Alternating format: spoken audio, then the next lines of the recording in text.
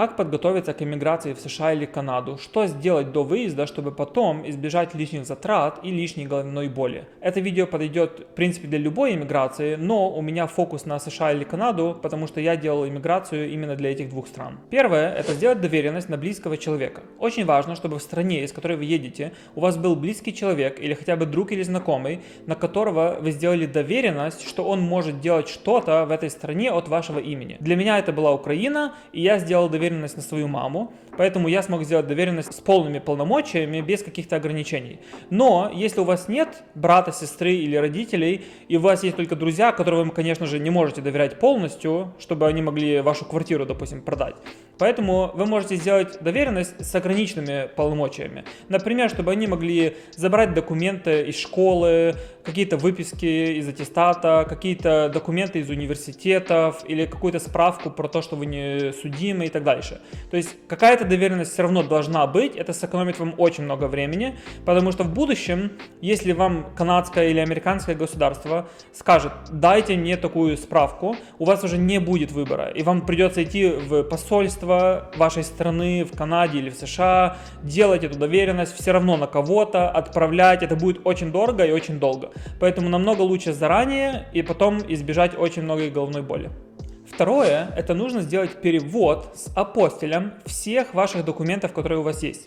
Даже если вам 40 лет, и вы думаете, ну зачем мне делать перевод аттестата со школы, все равно нужно. Вы никогда не знаете, какая ситуация обернется и какая иммиграционная программа в какой стране откроется. Например, если в Канаде откроется программа, которая музыкантам дает документы, а у вас был диплом про окончание музыкальной школы, но вы решили его просто не переводить или не брать, потому что зачем он, вы можете потерять возможность просто получить документы.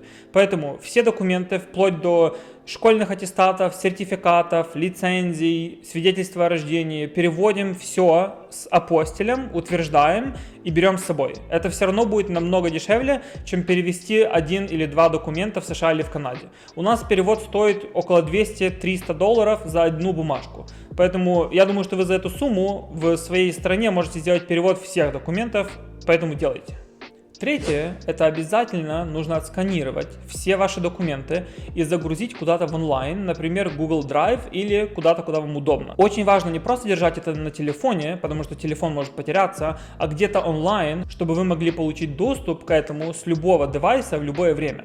Это спасало меня очень много раз. Смотрите, в Канаде и в США государственные институции принимают отсканированные документы как за оригинал. Поэтому, если вы пошли в какую-то организацию, они говорят, предоставьте нам аттестат, а вы не брали с собой аттестат, потому что зачем вам аттестат, если вы идете на права, допустим, сдавать? Они говорят, ну все, тогда идите домой и делайте новую встречу через 3 месяца. А вы говорите, а у меня есть скан моего аттестата, могу ли я вам предоставить? Они говорят, можете. И если вы тут же достанете телефон и покажете им этот документ или отправите им на почту, то они примут его. Поэтому нужно, чтобы это у вас было онлайн, и нужно, чтобы оно было очень хорошо структурировано, чтобы любой документ вы могли найти за несколько минут или желательно за несколько секунд, потому что если вы стоите у окошка, они ждать не будут. Если ваше время выйдет, они просто вам скажут, все, ваше время вышло, идите на следующий appointment. Поэтому загрузите куда-то, структурируйте очень хорошо и помните свою систему, по которой вы структурировали. Четвертое, это обязательно нужно оставить хотя бы один счет банковский в вашей стране и не выбрасывать вашу сим-карту. Сколько бы лет вы уже не жили в этой стране, она все равно вам понадобится. И сим-карта, и счет. Привожу вам пример. Я хотел подарить цветы маме. Или заказать доставку или сюрприз друзьям. Украинские магазины, и возможно в ваших странах также, они просто не принимают карты из-за границы. Или, если они принимают карты, они могут сказать, сначала нужно зарегистрироваться. А при регистрации они спрашивают украинский номер телефона. И они не пропускают никакой другой. Поэтому, если вы хотите сделать кому-то сюрприз, то вы просто не сможете, потому что для того, чтобы кому-то что-то купить, вам нужно будет ввести их номер телефона, чтобы зарегистрировать аккаунт в этом магазине на них. Поэтому лучше всегда иметь одну сим-карту, которая ваша, привезти ее с собой. Тем более, вдруг вы вернетесь когда-то. Вот у вас будет она. Поэтому лучше ее иметь и счет в банке тоже оставить и не трогать. Если вы из Украины, например, как я, то у нас, допустим, сделали онлайн-подпись, мобильное приложение Dia, и вы не можете в нем зарегистрироваться или очень трудно в нем зарегистрироваться, если у вас нет ни номера, ни банковского счета. Это практически очень недостижимая задача получается. Поэтому я думаю, что на всякий случай всем лучше оставить, тем более, что это бесплатно или какие-то минимальные деньги обслуживания этого счета, поэтому лучше оставить. Пятое, это нужно сделать эвалюацию ваших дипломов, если они у вас есть. Причем, если у вас есть несколько, нужно сделать эвалюацию всех. Допустим, для Канады и для США эти страны принимают WES и ISEC эвалюации. Если вы едете в какую-то другую страну, посмотрите, какая компания делает эвалюации конкретно для той страны, в которую вы едете.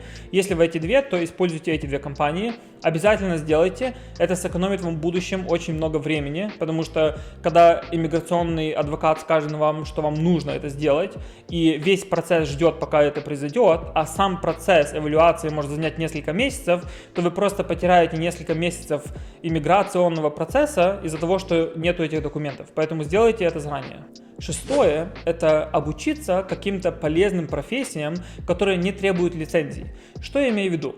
Смотрите, если у вас будет какая-то скрутная ситуация в США или в Канаде, и вам нужно будет выйти на работу любую, только чтобы получать деньги, что лучше? Выйти на работу и красить дома внутри, или выйти на работу на мувинг и таскать тяжелую мебель? Намного лучше красить дома, но красить дома нужно уметь, хотя бы чуть-чуть, а на мувинг берут всех с улицы. Поэтому лучше обучиться некоторым профессиям по типу вождения, по типу красить, по типу, если вы девочка, делать маникюр или что-то такое. Пойти в салон намного лучше, чем пойти куда-то на какую-то тяжелую работу.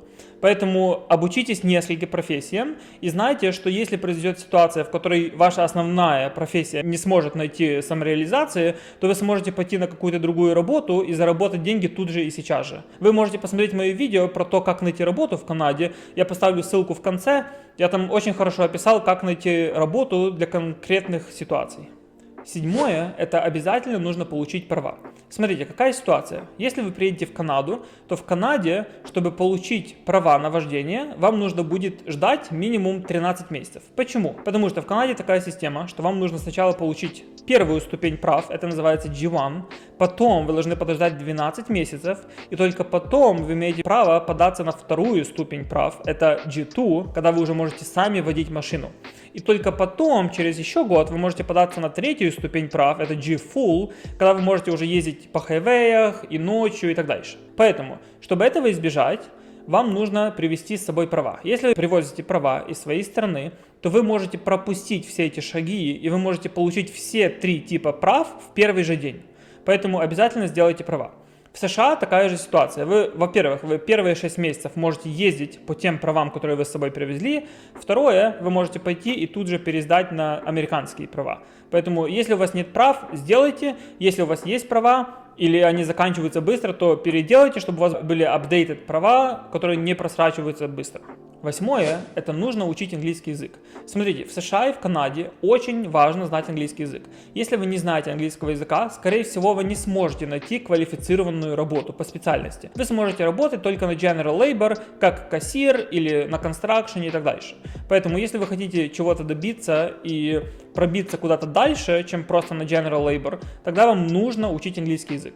Девятое – это скачать Google карты того города и желательно даже вокруг городов, в которые вы едете. Почему? Потому что в новой стране у вас может не всегда быть интернет. Или, если вы купите сим-карту в той стране, она может плохо работать, вы еще не знаете, какой провайдер, какая ситуация. Вам всегда нужно, чтобы у вас была Google карта, и вы смогли найти путь домой. И Google карта офлайн в этом очень хорошо помогает. Это меня спасло несколько раз.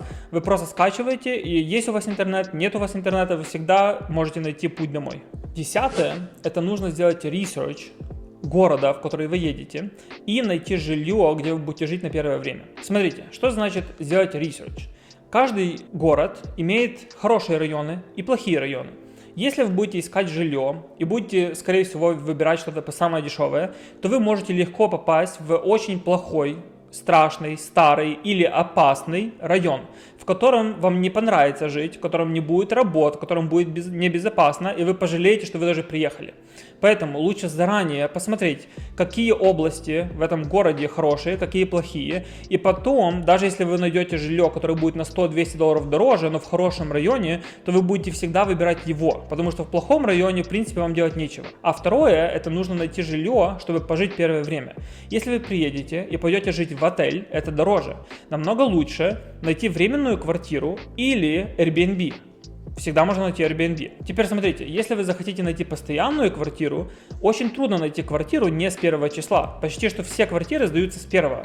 Поэтому, если у вас есть вариант, когда приезжать, лучше приезжайте во второй половине месяца, чтобы вы пожили в Airbnb недолго, неделю, максимум 2. За это время вы нашли себе постоянную квартиру и въехали в нее 1 числа. Потому что если вы приедете 1 числа, то вам придется жить, скорее всего, целый месяц в Airbnb, что намного дороже, чем уже в квартире. Потому что даже если вы найдете квартиру, они просто вам скажут, можете заезжать с 1.